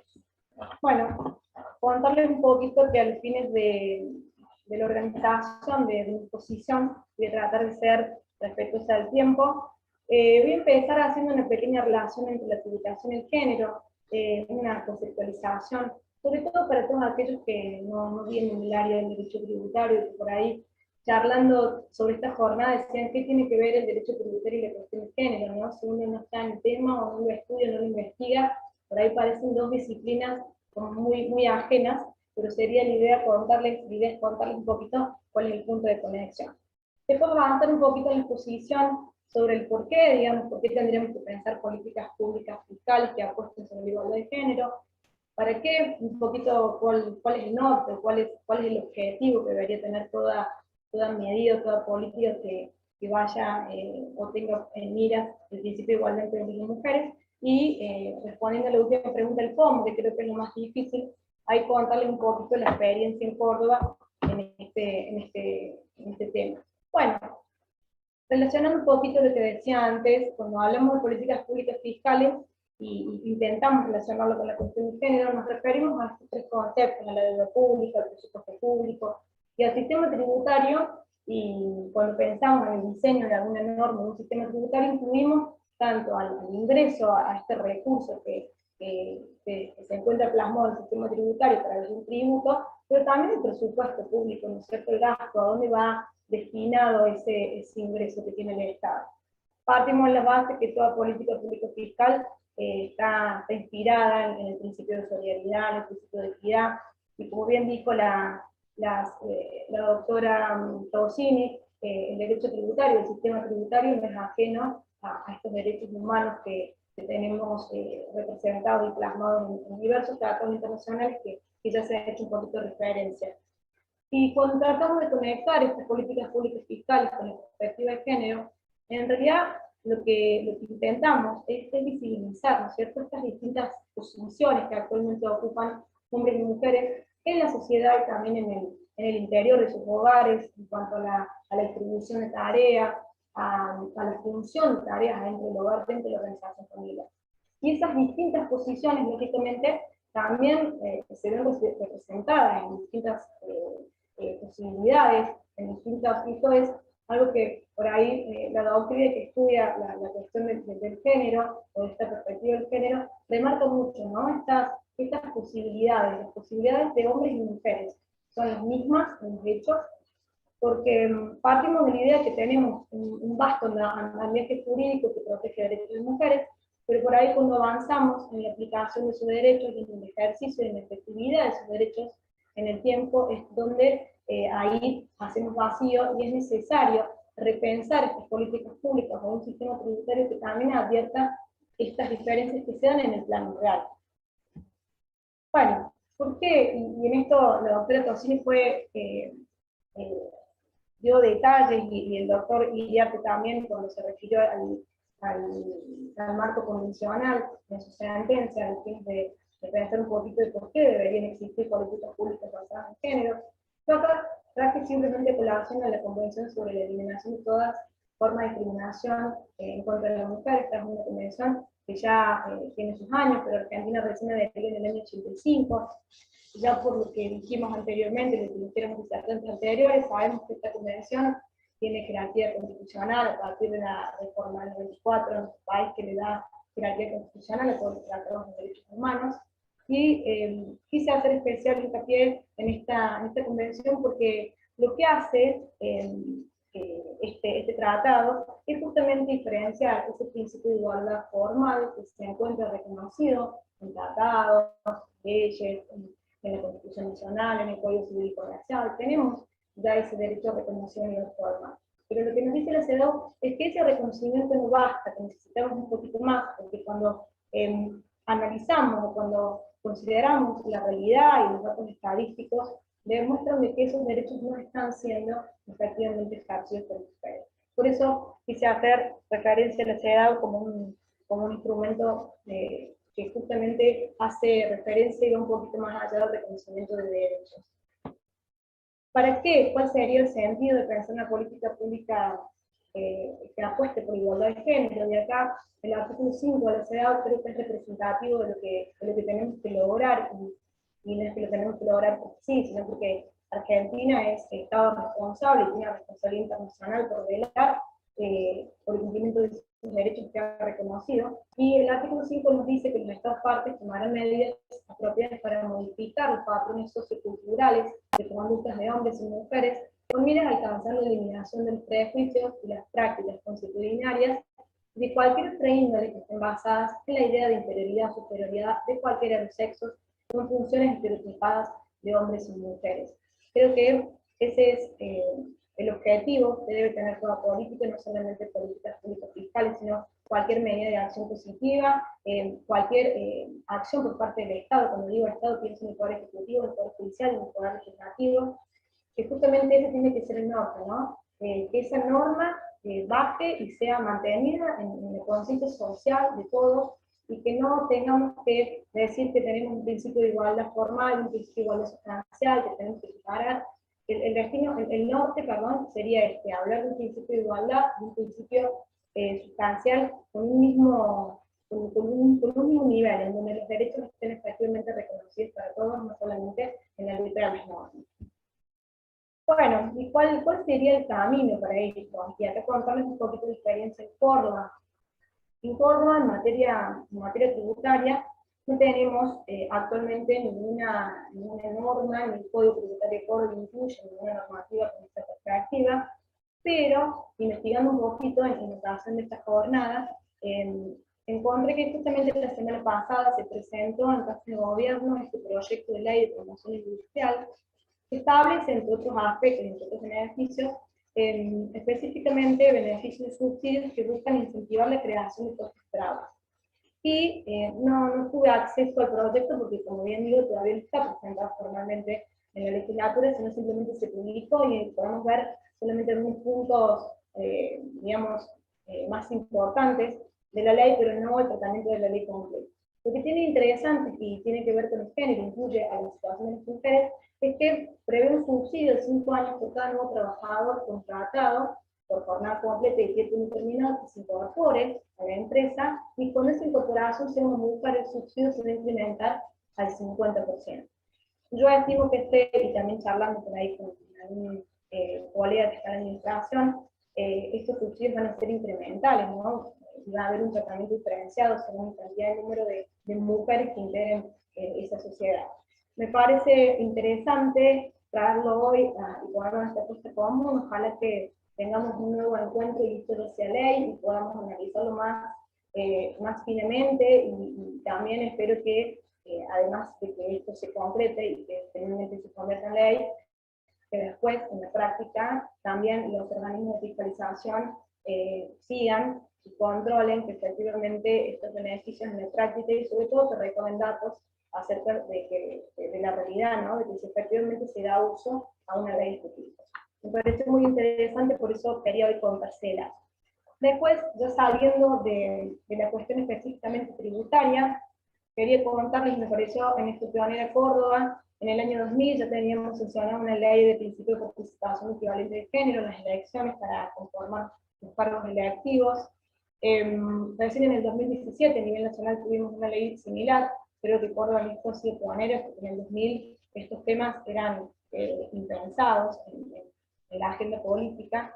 También tenemos ahora en el 2020, para ir un poquito más allá de este principio de participación equivalente, se aprobó una resolución por unanimidad, lo aprobaron los jefes de los bloques, una resolución que justamente establecía el principio de paridad de género, pero en las comisiones permanentes de la legislatura, es decir, a nivel de funcionamiento interno de la legislatura. Esto es reciente del 2020. Y viene un poquito a colación de ir un poco más allá de lo que ya establecíamos en el 2000 a través de la ley 8.910. También tenemos recientemente sancionada en el 2020 una ley que busca promover la participación femenina en la conformación de sociedades y organizaciones inscritas en la provincia de Córdoba, con un cupo del 50% que represente mujeres, ¿cierto? El cumplimiento de esta condición, digamos, certificada y controlada a través de la Inspección de Personas Jurídicas, que es el organismo de control, en cuanto a todos los trámites que ingresan a esa inspección, tiene de constituir, modificar también o disponer de nuevas autoridades. En esa oportunidad, la Inspección de Personas Jurídicas controla que se cumpla este cupo, emite un certificado, y con ese certificado las empresas en cuestión podrían acceder a beneficios y exenciones que dispongan organismos estatales. Es una ley nueva, todavía no tenemos datos reales sobre su aplicación. Lo bueno es que por lo menos tenemos norma, el principio de igualdad formal, ¿no es cierto?, que vendría a ser el requisito previo para poder hablar de ejercicio de un derecho. Lo tenemos, ojalá que podamos avanzar, pueda avanzar, y que efectivamente esta norma dé sus frutos en los hechos y en la práctica. Bien, después, esto tampoco es cuestión relativa a la cuestión tributaria, pero me pareció importante, y esto también en relación a la función jurisdiccional y el Poder Judicial en relación a la perspectiva de género. En Córdoba tenemos una oficina de la mujer que depende del Centro de Perfeccionamiento Ricardo Núñez, que es un centro que tiene a cargo la capacitación y la especialización de todos los miembros del Poder Judicial. Esta oficina de la mujer, que fue creada en el 2010, este año, el año pasado, perdón, en el 2020, realizó una sistematización de la publicación de toda la jurisprudencia de la provincia por fuero. Está publicada y están todo el tiempo actualizándolo. La última actualización fue agosto del 2021, y la anterior publicación había sido marzo, o sea que es algo en lo que se está trabajando constantemente. Me pareció interesante contárselo porque es una herramienta que está a disposición de todos. Si bien es jurisprudencia exclusivamente de Córdoba, lo que tiene de interesante es que esto unifica criterios en relación a la perspectiva de género y en relación a poder visualizar que esto no es solamente una cuestión que se tiene que ver en el Código Penal, cuando se condenan delitos contra la integridad sexual o contra la vida, sino que podemos encontrar sentencias con perspectiva de género en distintos fueros, y me pareció interesante contarles que en Córdoba hoy tenemos a agosto de 2021 117 resoluciones en total que se han dictado con perspectiva de género. Eso está a disposición de todos, y después quieren acceder a alguna jurisprudencia o a la específica del Código Contencioso, está publicado. También tenemos una sistematización, una publicación, esto es específicamente en materia penal, una sistematización de jurisprudencia que hizo la Sala Penal del Tribunal Superior de Justicia. También me pareció interesante contarles esto. También está actualizado, esto es reciente, salió hace un par de meses, y también está a disposición de los que quieran acceder a esta sistematización de jurisprudencia. Después, a nivel universitario, ¿qué tenemos? A nivel Universidad Nacional de Córdoba, de la Unidad Central de Políticas de Género, que si bien se creó en el 2019 bajo esta denominación, yo venía años antes trabajando desde otra área, pero ya que estaba presente la cuestión de género a nivel de la Universidad Nacional de Córdoba. Esta unidad central trabaja en forma coordinada con todas las otras áreas representadas en las distintas facultades y en los colegios universitarios. Lo que me parece interesante contar es que esta unidad central lleva adelante la capacitación por la ley Micaela. Se empezó a hacer esa capacitación de forma virtual en medio de la pandemia, también como contaba Margarita allá en Rosario. Lo que tiene también, similar a lo que me contaste Margarita, es que tienen un plan de acción y un protocolo específico y tienen competencia para resaltar denuncias denuncias por violencia de género en contra de docentes y no docentes de la Universidad Nacional de Córdoba, y también en contra de estudiantes, y también pueden resaltar denuncias por hechos de violencia que se hayan acaecido en el ámbito físico de la Universidad Nacional de Córdoba. El área que opera de manera centralizada con la Unidad Central de Política de Género en la Facultad de Derecho es el área de Política de Género, también es un área reciente, en 2019. Este año lanzó la primera corte de una diplomatura, constantemente está realizando capacitaciones abiertas, no solamente en el marco de la diplomatura, sino para todos aquellos que quieran acceder. Trabajan de manera interdisciplinaria con abogados, psicólogos, y es realmente un aporte muy importante porque, como venimos hablando, visibiliza una situación que en los hechos sucede, que no es una situación en la cual se puede opinar, es algo que sucede y que el derecho debe darle atención, y para eso antes tenemos que hablarlo, charlarlo, tener datos reales, contabilizarlo, y de esa forma el derecho va a poder, lógicamente, darle solución o atender a este problema de género que entra en el tema. También tenemos una materia opcional, esto es en la carrera de grado, una materia opcional a partir del cuarto año, es una materia de género, derechos sociales y familia. También estamos trabajando e intentando, al menos a la cátedra que yo pertenezco, que es la cátedra de Río 6, que es familia y sucesiones, incluir, si bien no la tenemos en la currícula formalmente, podemos incluir contenidos mínimos en relación a la perspectiva de género, y de hecho lo estamos implementando. Después, específicamente para terminar y no transformar al próximo insertante, en cuanto a la competencia específica de violencia de género, tenemos una ley, la 9883, que es la violencia de género, su decreto reglamentario y sus modificaciones, que es la ley 401. A su vez tenemos, a los fines de dar tratamiento a todas las mujeres que presenten denuncias de violencia de género y están sometidas a situaciones de violencia de género y violencia intrafamiliar, una unidad judicial específica. Si bien las unidades judiciales todas deben resolver denuncias por violencia de género, en Córdoba, en la capital, tenemos un polo especializado, no solamente para la recepción de denuncias, sino después para la prevención continua de estas víctimas, con apoyo de psicólogos y de interdisciplina, que se hace un seguimiento sobre la situación de las mujeres que ingresan a esta situación, viven esta situación permanente. Tenemos juzgados especializados también en la ciudad de Córdoba, en el cuarto, con competencia específica en niñez, adolescencia, violencia familiar y de género, que trabajan articuladamente, por eso puse ahí la acordada, trabajan articuladamente con los juzgados que tienen competencia específica en el fuero de familia, justamente para evitar la superposición de resoluciones o sentencias contradictorias que pueden presentarse, además de activarse el fuero de violencia por una denuncia, pueden las partes acudir al fuero de familia por las cuestiones conexas, lo que incluyen a los niños y adolescentes, que acordar lo que hace justamente establecer condiciones para trabajar en forma articulada ambos puestos. Bueno, y para finalizar, una reflexión, convencidos de que la brecha entre la igualdad formal y la sustancial entre hombres y mujeres reside en un distinto punto de partida, que para ser superada requiere visibilizar aquellas diferencias que social y culturalmente tienen género. Por ello resulta necesario, entre otras medidas, pensar un sistema tributario eficiente a la hora de definir políticas públicas que apuesten a la igualdad de género. Antes de ello resulta necesario hacer visible lo que aún parte de la sociedad dice que no existe, y jornadas como las de hoy son muestra de un camino correcto que nos conduce a una sociedad igual. Muchísimas gracias. Oh, muchísimas gracias, Estefanía, por tu exposición, un interesante el recorrido sobre el trabajo que se viene haciendo en la materia en Córdoba.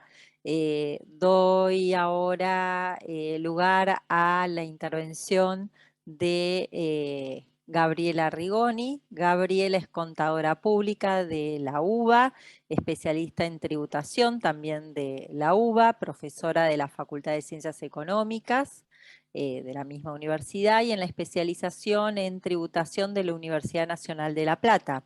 Desde 2018 participa en el Think 20, grupo de afinidad del G20, como coautora de propuestas de política fiscal sobre impuesto mínimo, economía digital y género, miembro de la International Fiscal Association y ex representante del Young IFA Network. Participante activa y representante argentina del Women of FIFA Network desde sus orígenes, autora de libros, artículos de la especialidad tributaria. Gabriela, también un gusto tenerte acá, te doy la palabra. Bueno, muchísimas gracias Fabiana, muchísimas gracias también a Gladys, que fue la persona que bueno, me invitó a través de la Comisión de Profesores de la Asociación Argentina de Estudios Fiscales.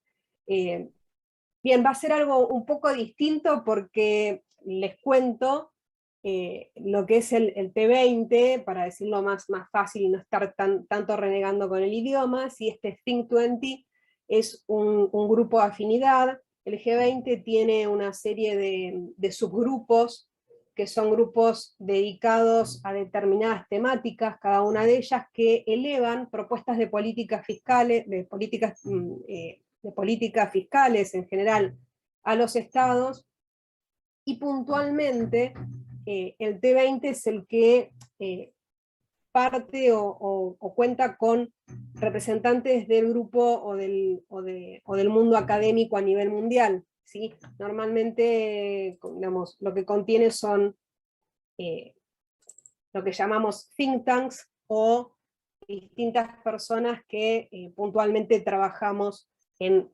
temáticas acordes, trabajamos en universidades o en trabajos o en institutos de investigación. Hecha esta primera introducción, tengo que confesar que paradójicamente el grupo que conforma estos grupos de trabajo, de análisis, que trabajan en distintos rubros, como comentaba Fabiana, ya trabajé sobre competencia fiscal, sobre economía digital, y mi último año fue específicamente sobre género. Compartimos el espacio con principalmente economistas, ¿sí? Estamos dentro de un conjunto de profesionales y académicos dedicados a todo el análisis cuantitativo en especial.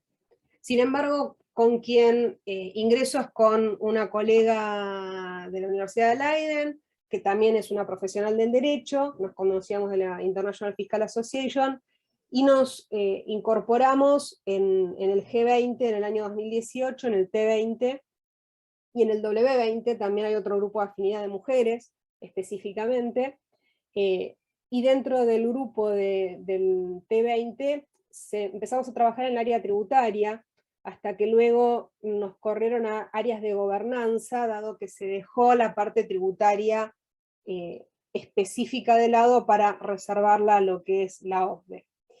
A nivel políticas de género a nivel internacional, un poquito para también introducirnos, tenemos distintos análisis de políticas de género, tanto en Naciones Unidas, en el G20, como les decía, a través del Women 20, y otros grupos de afinidad, en particular el de la academia, que paradójicamente somos pocas mujeres, pero por suerte cada vez más, a través de la OCDE, que es la parte económica, que ha trabajado mucho con el G20, y también el Banco Mundial está empezando a analizar en gran detalle estadísticas y datos cuantitativos sobre políticas de género.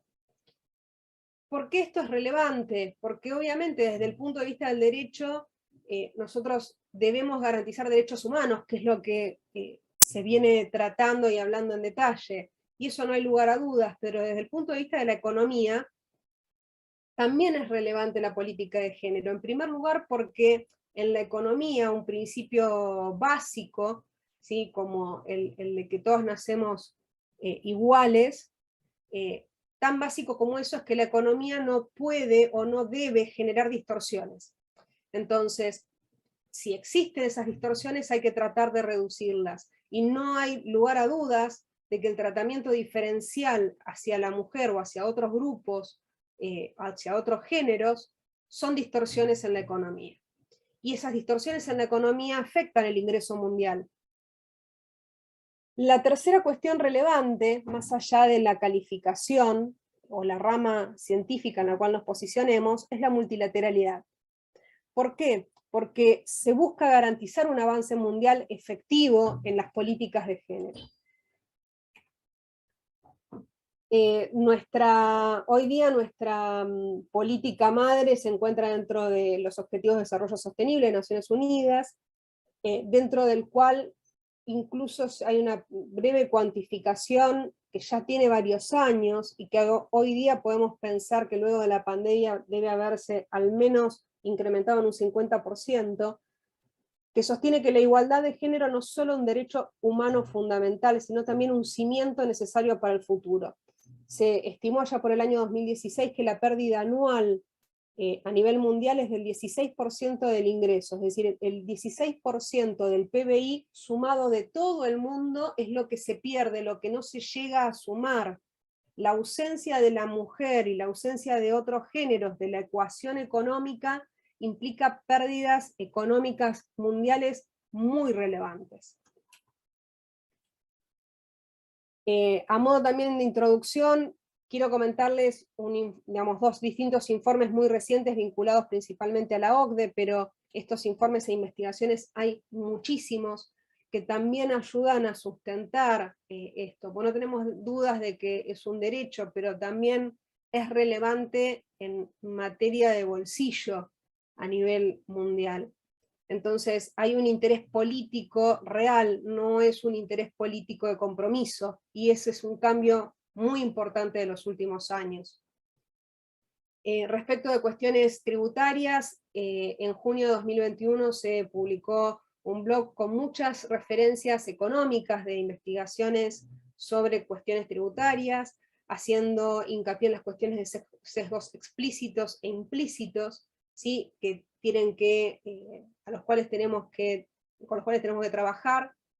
Los sesgos explícitos, definiéndolos como las leyes o regulaciones que discriminan en contra de las mujeres, y que son típicamente encontrados en el impuesto a la renta personal y menos frecuentemente en el impuesto al patrimonio, y los sesgos implícitos que surgen porque las mujeres y hombres tienden a diferir sistemáticamente en sus conductas, cómo ganan, cómo gastan, cómo invierten, y eso implica variaciones o diferencias en distinta variedad de impuestos. Puntualmente en lo que hace al impuesto a la renta, depende o mucho se analiza la forma de determinación. Si en nuestro país tenemos una forma de determinación que históricamente fue individual, si bien en algún momento las mujeres éramos anexos del marido que apropiaba o debía apropiar todas las rentas que no correspondían específicamente a bienes propios o actividad personal de la mujer, pero desde siempre la determinación fue individual y no conjunto familiar. Recordemos que a nivel internacional hay distintos países o en la historia se han aplicado regímenes de determinación conjunto familiar, donde la incorporación de un sujeto adicional que incorpora rentas implica la aplicación de tablas, ¿sí? de alícuotas, ¿sí? tablas progresivas mucho más altas, y esto también es un sesgo típicamente explícito que de a poco se ha ido eliminando. En cuanto a sesgos implícitos, obviamente son muchos más sutiles y están dentro o contenidos dentro del diseño del impuesto personal a la renta. Es implícito porque no es evidente, porque no lo veo, pero que no lo vea no significa que no esté. Cuando yo pienso en que todas las enumeraciones que tenemos de deducciones de gastos de trabajo son aquellas predominantemente soportadas por hombres, pero no están las que son predominantemente soportados por mujeres. como guarderías, niñeras, transporte nocturno. ¿Sí? Hay toda una serie de gastos que las tenemos enumeradas taxativamente, incorporadas como deducciones, y hemos naturalizado que haya determinados costos que no estén incorporados. Que pensemos en que es natural o normal que en el impuesto a la renta deduzcamos una obra social o una prepaga, y no pensemos que debiera ser natural que si para salir a trabajar una mujer necesita dejar en una institución de cuidado, en una guardería, o bajo el cuidado de una niñera, a uno de sus hijos o a más de uno, entonces en ese caso es una deducción, es un gasto necesario para mantener, generar y conservar ganancia agregada. Bien, se debe trabajar obviamente entonces en la ampliación de desgravaciones y deducciones, la devolución de créditos de impuestos y transferencias y subsidios. Esto, reitero, no lo dice un partido de izquierda ni lo dice una marcha verde, esto lo dice la OCDE. La OCDE, y lo firma o lo cofirma Pascal Saint-Amans, que es una de las cabezas que hoy día está trabajando con todo el paquete, tanto de transparencia fiscal internacional, como de economía digital y todo el proyecto BEPS. Entonces, tenemos que trabajar y tenemos que propender hacia ese tipo de medidas. Se tiene que seguir impulsando la progresividad del impuesto a la renta, y fíjense qué paradójico, este texto es casi textual lo que va analizando en este informe de junio de 2021, donde una de las cuestiones que destacan es que en los países más pobres del mundo, si bien la mayoría de los impuestos a la renta al trabajo son al menos parcialmente progresivos, los mínimos suelen ser bastante bajos, con lo cual el impuesto a la renta es aplicado en forma muy generalizada. Y esto es una cuestión a mejorar. No solamente porque obviamente afecta a todos en general, sino y con más fuerza a los grupos de menores ingresos y obviamente a las mujeres que normalmente reciben menores ingresos. Para la mayoría de los países en vías de desarrollo, sin embargo, la mayoría de los recursos provienen de impuestos generales al consumo como el IVA, que también contiene sesgos implícitos, como por ejemplo, al estar alcanzados con la alícuota general todos los servicios, incluyendo los domésticos, incluyendo todo lo que hace a cuidado personal, pañales, leches maternizadas. Las leches maternizadas, que son una necesidad durante los primeros 6 meses de vida de un niño que no puede acceder a leche materna, dicho por la Organización Mundial de la Salud, no están amparadas por una tasa del 0%, pagan el IVA igual que una botella de champán. Entonces, esto es vergonzoso. ¿Por qué? Porque la madre que necesita salir a trabajar y no puede dejarle suficiente leche, para lo cual muchas veces se debe quedar de noche y debe prepararle digamos, unas mamaderas especiales a esos efectos, esa madre tiene que pagar el IVA sobre este tipo de productos. Obviamente, educación, salud, todo el cuidado, todo está bajo un IVA del 21%. Y acá, como venían planteando todos ustedes, acá la verdadera necesidad es de evidenciarlo, de decirlo, de repensarlo. Hemos naturalizado algo que no es natural. Hemos naturalizado que pague el 21% el pañal de un bebé, hemos naturalizado que pague el 21% la leche maternizada necesaria para un bebé, y no nos preguntamos si no debemos salir de ese esquema. Estas también son sesgos implícitos porque impactan directamente en el bolsillo, por ejemplo, de madres solteras o de familias de menos recursos. Bueno, y adicionalmente se trabaja sobre cuestiones de sistemas, información y servicios para mujeres y pequeños contribuyentes. En síntesis, nos dice este último blog de junio, que en estos tiempos post-COVID los gobiernos deberían considerar cómo promover igualdad de género a través de políticas fiscales y prácticas específicas. Es decir, las políticas fiscales tienen que ser, de acuerdo a estos organismos multilaterales de primer mundo, tienen que ser parte de políticas fiscales. Tenemos que pensar en reformas tributarias que consideren incorporar política de género. Para esto hay que realizar cambios en los impuestos, eliminar los sesgos explícitos y aplicar medidas que reduzcan los sesgos implícitos. Obviamente también se debe trabajar en forma paralela en asistir a los hogares, y trabajar con administraciones tributarias y aduaneras para facilitar esto. Y obviamente para todo hay que obtener datos que permitan analizar los efectos de estas políticas fiscales sobre género. El último informe, que tiene apenas días, es el informe que se emite en forma bianual desde la OCDE, es un informe del año 2021, sobre datos hasta el 2020, es decir, ya incluye un año de pandemia, y lo que analiza es cuál es la relación, ¿sí?, el ratio entre mujeres y hombres en la dedicación a pequeños emprendimientos o actividades independientes. Y lo que vemos también en este análisis es que, independientemente de los países, que están muy chiquititos en un costado, el ratio de hombres a mujeres va desde 2,5 a 1,2, es decir, siempre, en forma generalizada, hay mayor cantidad de hombres en forma independiente que mujeres. Las mujeres tienden a participar en menor medida del mercado laboral o del mercado empresario, del pequeño empresario.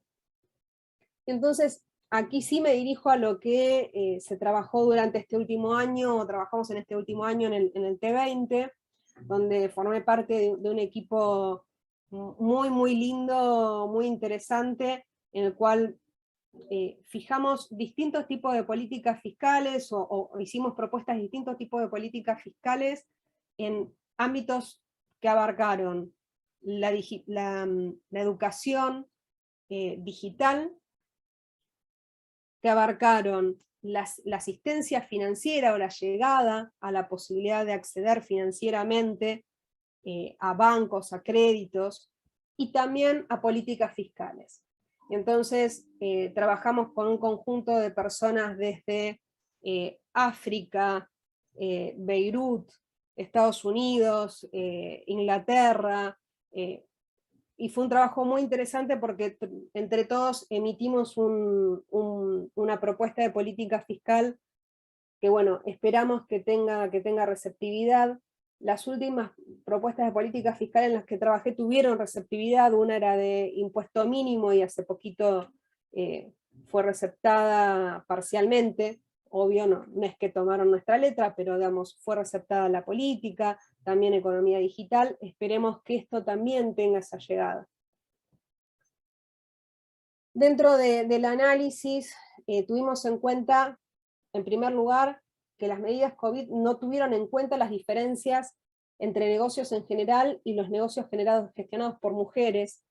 Esto no fue aislado, no fue en Argentina y no fue en un solo país de todos estos que les comenté que trabajamos juntos. De hecho, un caso más paradigmático fue el de Alemania, que se encontraron que fijaron subsidios para los pequeños negocios, y al fijar esos subsidios solamente se comprometían a pagar subsidios sobre determinados sueldos fijos, y normalmente la emprendedora mujer no suele tener ese tipo de costos, y entonces queda con un trato desigual que le afecta más que la pandemia, porque no solamente le afectó la pandemia sin recibir ningún tipo de ayuda, sino que encima los negocios liderados por hombres que tenían más fuerte presencia de este tipo de costos fijos, recibieron beneficios que a ellos no les alcanzaban. Se tienen que repensar los sistemas tributarios, deben corregirse las diferencias. Hay que tener en cuenta que la pandemia, y esto no es noticia para ustedes, me imagino que para la mayoría de ustedes no lo es, como no lo fue para mí, pero la pandemia generó un incremento de trabajo no remunerado que recayó principalmente en las mujeres, y que nos encontramos como un payaso y un equilibrista tirando bolas al aire a ver cómo atajábamos cada una, y esto recayó principalmente en las mujeres. No solamente en las mujeres, hay muchos padres que realmente también trabajan mucho, muchos mapadres, muchas parejas del mismo género que también ambos estuvieron muy involucrados, pero en la generalidad nos encontramos que recayó principalmente en las mujeres o en las personas del segundo ingreso, en el emprendedor que no tiene una obligación de horario, y ese emprendedor no tiene una obligación de horario, pero perdió mucha mucha cantidad de ingresos durante la pandemia. Y la cuestión lógica que veníamos tratando, somos los hombres y mujeres, tenemos diferentes realidades socioeconómicas, y los sistemas tributarios nos afectan de forma diferente. Los sistemas tributarios tienen que prevenir esas distorsiones económicas y así garantizar la verdadera igualdad. Es decir, el objetivo es lograr la igualdad de derechos, pero el medio tiene que ser que entienda el mundo que esto afecta económicamente a todos. Y para esto obviamente es importante que las mujeres también sean partícipes de la redacción e implementación de medidas que las afectan. ¿Cómo puede un señor, en el caso, esto lo decía un alemán, no lo decía yo, un señor gordo sentado en una oficina en Berlín, saber cuál es la realidad de una pequeña emprendedora de un pueblito en Alemania? Realmente las mujeres tienen que poder participar de todas las medidas, y por eso esto que se venía hablando de que las mujeres tienen que participar en todos los ámbitos. La no participación nos hace perder un montón de otros efectos que podríamos llegar a tener beneficiosos o de tratamientos iguales en otros proyectos. En función de eso, las propuestas tienen que ser tangibles finalmente, de medidas especiales por la pandemia. Se sugirieron una deducción especial o subsidio directo para compensar la inaccesibilidad a facilidades de cuidado, guarderías, colegios, jardines, un procedimiento de inscripción simplificado para quienes se hubieran quedado sin trabajo y necesitaran salir al mundo del emprendedurismo, el otorgamiento de un periodo de gracia para presentar y pagar impuestos prorrogable por 1 año, regímenes simplificados de importación y exportación, promover la digitalización de negocios y de plataformas digitales accesibles. ¿Sí? Todo esto que mucho se fue de alguna forma desarrollando durante este último tiempo, pero que necesita un empujoncito bastante fuerte. Se estima, en resumen, que la eliminación de las brechas de género en el sector emprendedor podría impulsar la economía global solamente en el sector emprendedor en 5 trillones de dólares, 5 millones de millones de dólares. Los números de los que estamos hablando hacen que, si no lo hacemos porque lo debemos hacer, porque en materia de derechos debe hacerse, al menos por interés económico debería pensarse. Y por último, quería comentar 2 cuestiones adicionales. A futuro se va a seguir trabajando, obviamente, dentro de este grupo de afinidad, y tenemos varios proyectos que se están presentando. El primero tiene que ver con sistemas de tributación diferentes al argentino, donde se tributa sobre unidad familiar, buscar la forma de desarrollar la política fiscal que permita el retorno de las mujeres a la actividad posmaternidad sin que implique una mayor carga fiscal. En forma más generalizada, la agregabilidad de los ingresos personales a una tasa menor del impuesto a la renta personal que compense la brecha de ingreso entre géneros. Y acá no es solamente las mujeres, ¿sí? Acá tenemos una importante diferencia en la remuneración que pueden ganar los distintos géneros, digamos, distinto del masculino, y que debe de alguna forma compensarse. Nos habilita no solamente saber que es un derecho, sino también pensar que desde el punto de vista económico está apoyado. Pensar en incentivos a empleadores que habiliten el trabajo flexible a quienes lleven adelante tareas de cuidado del hogar, tanto hombres como mujeres. Un tema que hace mucho que se viene hablando y en Argentina no se ha logrado que se introduzca, que es una licencia obligatoria e idéntica en su extensión con motivo tanto de maternidad como de paternidad, de forma de igualar los costos laborales que vienen en discriminación, y deducciones o subsidios particulares para facilitar el acceso al cuidado de alimentación de bebés y niños, así como a productos de higiene femenina. El caso que comentaba Adolfo, de una señora que no tenía con qué llegar hasta el juzgado, no es un caso aislado, y seguramente tiene muchas otras restricciones que a nosotros se nos escapan.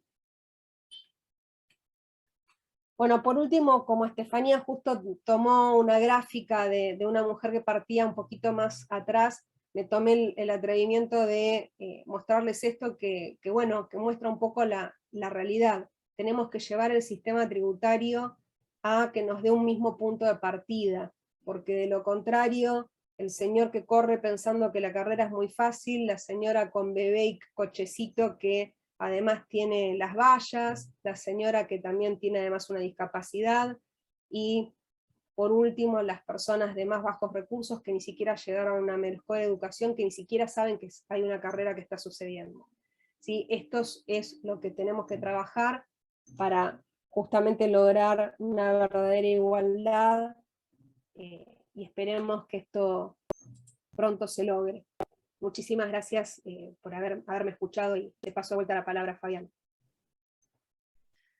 Bueno, muchísimas gracias, Gabriela. La verdad que hemos tenido una jornada con diferentes puntos de vista, contándonos distintas experiencias, pero todas atravesadas por el mismo problema. Así que fue una jornada muy gratificante y muy interesante. Agradezco una vez más a las panelistas y al panelista que nos acompañaron en la jornada del día de hoy. Seguramente el año que viene vamos a estar compartiendo nuevas conversaciones, nuevos pensamientos sobre estos temas, el tema del género, las distintas vulnerabilidades y cómo estas situaciones pueden impactar y necesitan ser visualizadas, que es una palabra que hoy utilizamos mucho, identificadas, evidenciadas en la política financiera y fiscal.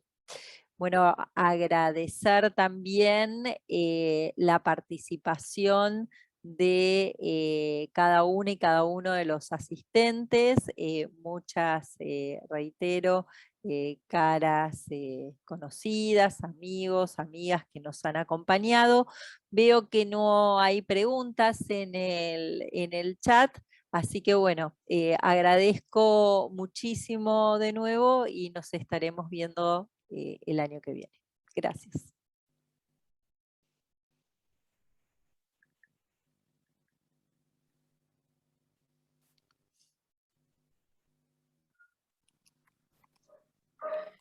Muchas gracias a todos los expositores.